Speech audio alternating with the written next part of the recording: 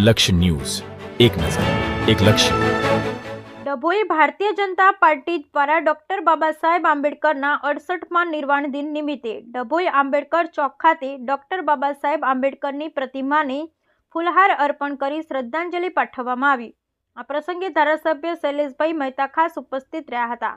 બંધારણના ઘડવૈયા અને ભારત રત્ન એવા ડોક્ટર ભીમરાવ બાબા સાહેબ આંબેડકરનું આજે 68મો નિર્વાણ દિન હોય ત્યારે ડભોઈ ખાતે આંબેડકર ચોક ખાતે આવેલ ડોક્ટર ભીમરાવ બાબા સાહેબ આંબેડકરની પ્રતિમાને ફૂલહાર અર્પણ કરી શ્રદ્ધાંજલિ પાઠવી ડોક્ટર બાબા સાહેબ આંબેડકર અમર રહોના નારા સાથે શ્રદ્ધાંજલિ પાઠવવામાં આવી હતી. આ પ્રસંગે ડભોઈ ધારાસભ્ય શૈલેષભાઈ મહેતા ખાસ ઉપસ્થિત રહ્યા હતા. સાથે ભાજપ અગ્રણીઓ પણ ઉપસ્થિત રહ્યા હતા. આ પ્રસંગે અનુસૂચિત જાતિના સમાજના આગેવાન, તબીબ, વકીલ, શિક્ષણ, સાધુ સંતોનું ધારાસભ્ય શૈલેષભાઈ મહેતાના વરદ હસ્તે સન્માન કરવામાં આવ્યું હતું.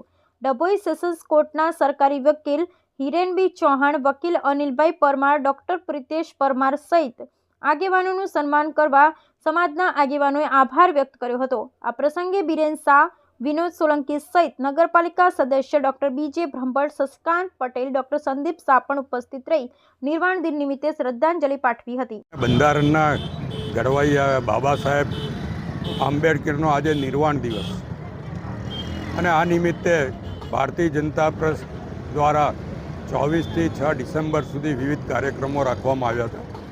એના ભાગરૂપ આજે નિર્વાણ દિન અને 6મી ડિસેમ્બર હોય આજના દિવસે દર્ભાવતી નગરી ડભોઈ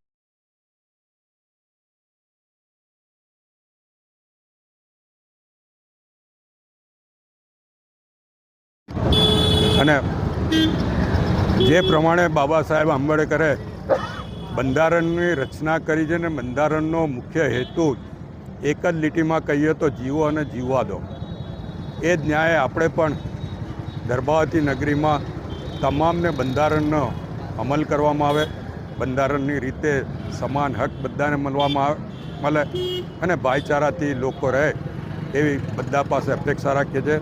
સાથે સાથે જે રીતે બાબા સાહેબે કામગીરી કરી છે આ વકીલ મિત્રો પણ કાયદાને અનુલક્ષીને દર્ભાવતીના વિકાસમાં ફાળો આપશે અને ડૉક્ટરો પણ દર્ભાવતીના આરોગ્ય માટે ફાળો આપશે એવી અપેક્ષા રાખું છું. જય ભીમ, જય આંબેડકર.